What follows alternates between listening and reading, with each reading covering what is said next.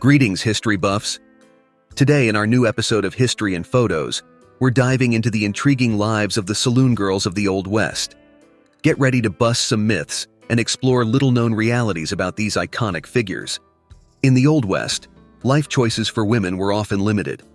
While many followed their families on the tough journey to new territories, many others relied on the men in their lives for economic support. However, there was a group of women who partially escaped this predetermined fate: the saloon girls. Often seen merely as waitresses or dancers in shady environments, these women enjoyed a level of freedom rarely accessible to most. Life in a saloon was neither easy nor free from danger, but these painted ladies, as they were known, carved out a unique path in the tapestry of American history. They didn't just serve drinks or provide entertainment. They were entrepreneurs, pioneers in a frontier where few dared to tread. Today, we're going beyond the stereotypical images to reveal the true essence of their lives. Let's get started. In the fluid frontier of the Wild West, the legality of sex work was up for local interpretation. Communities varied in their responses to brothels, swinging between pragmatic tolerance and moral rejection. Many historians note that such practices weren't just tolerated, but were also woven into the town economies.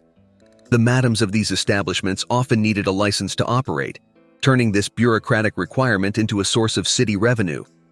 On the other hand, records suggest that brothels often faced fines, costing them about $8 a month, to a government that, paradoxically, financially benefited from their operations. Interestingly, many authorities turned a blind eye to these places, considering the significant role they played in supporting the local economy. Moreover, it's important to clear up a common misconception. Not all saloon girls were involved in prostitution. In fact, many of these women made an honest living selling drinks and providing company, without necessarily engaging in sexual activities. The women working in the Old West saloons had a unique financial setup where they got a cut of the profits from the drinks sold.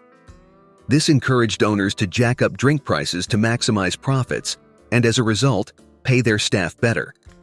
One of these gals could make up to $10 a week, which would be almost $200 today. They were generally treated with respect by men, who made up most of their clientele. However, there was a clear social divide in the Old West, especially among women. Those considered true ladies strictly followed the expected social roles, like being mothers and wives, and depended financially on men. In contrast, saloon girls were looked down upon by women who adhered to these traditional roles. Yet, for the men who frequented the saloons, the marginalized status of these women made them accessible and uncomplicated, fostering an environment where they felt more relaxed and at ease. The zero-tolerance policy for mistreatment in certain Old West establishments was strict. Anyone who broke the rules could be kicked out, shunned by the community, or in extreme cases, even lose their life. Saloon girls served multiple roles and were responsible for a wide range of tasks. Instead of engaging in sexual activities for money, these women entertained customers in other ways, like singing, chatting, and dancing in the halls. On the other hand, sex workers of that time operated differently. Some worked for madams while others were independent. Those in brothels enjoyed a slightly higher social status and operated in places that didn't hide their activities. There was a clear distinction between these women and the saloon girls, who focused more on general entertainment and not on providing sexual services. Working in a saloon wasn't for the faint of heart. Many women chose this job as an alternative to the tough farm life, but still faced considerable risks. Violent deaths were a common reality. It was frequent for men to become possessive or demand more than the employees were willing to provide. In one notorious incident, a saloon girl was assaulted by a customer who insulted her with an offensive term. She confessed that although she could handle the physical violence, the words cut deep. Over the years, many of these women were seen as washed up for the work and often found themselves without life alternatives, leading some to succumb to suicide, diseases, or overdose. In the saloon world, the girls had a myriad of colorful nicknames and euphemisms. They were known as ceiling specialists, ground doves, or horizontal employees, hinting at the activities they performed. Those who wore flashy makeup could be called painted ladies. Moreover, they were often referred to as line ladies or sporting women, terms that indicated their association with the nightlife entertainment of the saloons. The nicknames surrounding saloon girls were a discreet way to talk about their occupation without addressing it directly. In the saloon scene, these women stood out not just for their work, but also for their bold fashion choices. Defying the modesty of Victorian fashion, which dominated the Old West with its frills and complexities, they opted for a much less conservative look. Saloon girls were known for wearing outfits that made them stand out.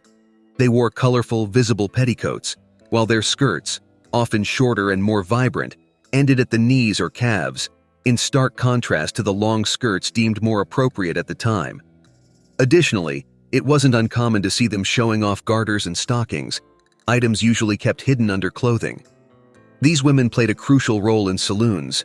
Besides serving drinks, they chatted with and kept lonely men company who frequented these places. Although customers often offered them drinks as a sign of appreciation or interest, saloon owners needed to maintain a balance, ensuring their employees didn't get drunk while working. To keep sales high without compromising the saloon girls' ability to work, bar owners came up with a clever strategy. They would discreetly swap out the alcoholic drinks ordered by customers with tea or colored water that looked like booze. This way, the girls could join customers in toasts without the risk of getting drunk, allowing them to keep the profitability of each interaction. Meanwhile, dance halls, which started popping up around 1849, offered a similar experience to saloons, but with a twist: dancing. In these places, visitors could buy a ticket for about $1, which gave them the right to dance with the women working there. The dancers made money from each ticket sold, and also earned a commission on the drinks they managed to sell after each dance. At the height of the Old West, saloon dancers were highly sought after, able to make impressive sums, sometimes more than a man earned in a month, by doing up to 50 dances a night. Because of this lucrative potential, saloon owners were always worried about their valuable employees being stolen by customers. While working as a saloon girl could provide a relatively comfortable living, it was rarely seen as a permanent job. With many single men seeking fortune in the area, it wasn't uncommon for these women to see a chance to improve their lives through a well-timed marriage. The frequent interaction with customers gave the dancers plenty of opportunities, but it also posed a risk for saloon owners. To prevent romance from blooming, which could lead to dancers leaving the saloon, the owners limited the time each customer could spend with the women. This strategy aimed to keep relationships from getting too deep, ensuring the dancers stayed at the establishment. Those known as shady ladies, who sometimes got involved in such romances, could end up facing ostracism. In the 19th century, social views on sexuality were quite conservative. The prevailing belief was that sexual relations should only occur for the purpose of procreation. In this context, women who engaged in the exchange of sexual favors for money, often called shady ladies, were frequently stigmatized as corrupters of society's moral values. For some, especially widows, prostitution emerged as one of the few viable options to support their families, with rates ranging from $1 to $50 per encounter. This activity could take place in brothels or on the streets, and it was commonly assumed that saloon girls were under the watchful eye of local authorities. However, in the unregulated environment of the Old West, sex work was an accepted and even necessary source of income for many. In fact, historians point out that about 25% of the population at the time was involved in this line of work in some way, predominantly in brothels or establishments similar to saloons, where the lack of formal government structure often made such activities the only viable economic options for many women. In the Old West, saloons were more than just bars. They were social hubs, where red lanterns swaying in the wind signaled the availability of special services. Besides drinks, these places often offered gambling and dance rooms to entertain customers while they waited. The workers in these spots had the protection of security guards, unlike those on the streets who had to fend for themselves.